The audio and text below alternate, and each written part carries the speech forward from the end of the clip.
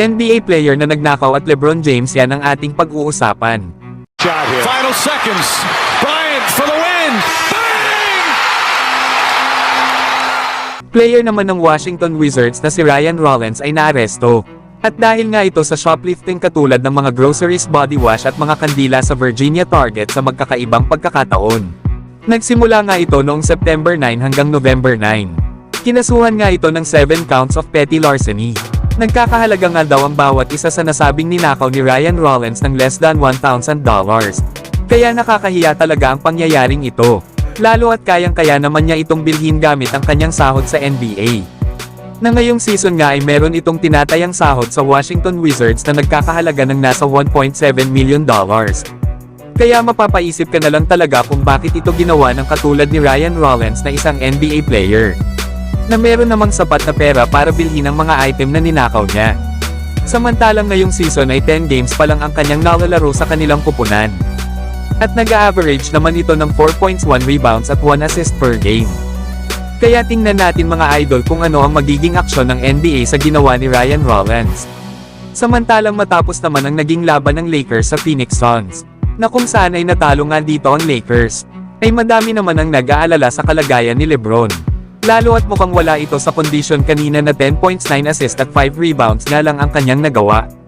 Kaya naman ay tinanong ito ng media sa kanyang post-game interview na concerns nga ang mga ito sa kalusugan ni LeBron. Na agad naman itong sinagot ni LeBron at sinabing okay naman daw ang kanyang pakiramdam.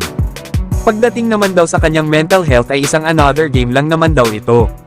Lalo at pambihira nga daw ang naging performance ng Phoenix Suns habang sila daw ay hindi. Ito nga mga idol ang mga sinabi ni LeBron James. Ngayon na lang kasi mga idol na nagkaroon si LeBron ng napakababang puntos at palagi nga itong nasa 20 plus points simula nang maglaro ito sa NBA. Pero ano bang aasahan natin sa isang 39 years old? Na syempre mga idol ay nagdi-decline na rin ang laro ni LeBron kahit na ito ay magaling pang player. Lalo at hindi naman bumabata ang kanyang katawan at nasa dulo na rin siya ng kanyang NBA career. Pero ang nakakahanga naman dito kay LeBron ay nangunguna pa rin ito pagdating sa All-Star vote kasama ni Giannis Antetokounmpo. Lalo at ngayong season ay nag-average pa rin ito ng 25.7 rebounds at 7 assists per game. Na meron namang 52% shooting. Pero mas maganda pa rin sana mga idol kung makakakuha ang Lakers ng isang player na kayang pagaanan at bawasan ang trabaho ni LeBron. Yung kayang magdala ng bola at the same time ay isa ring scorer.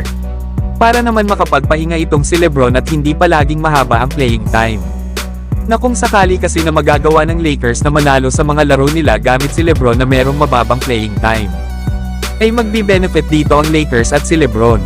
Unang-una ay makakaiwas ito na magkaroon ng injury.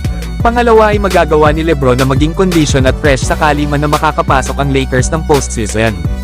Napanigurado na dito talaga ay isang halimaw na LeBron James maglaro ang ating makikita. Pero kayo mga idol, sino ang player na magandang kunin ng Lakers para maging third option ng kanilang kupunan sa likod nila LeBron at Davis? Mag-comment lang. So hanggang dito na lang tayo mga idol. At huwag nyo naman kalimutan mag-subscribe bilang pagsuporta.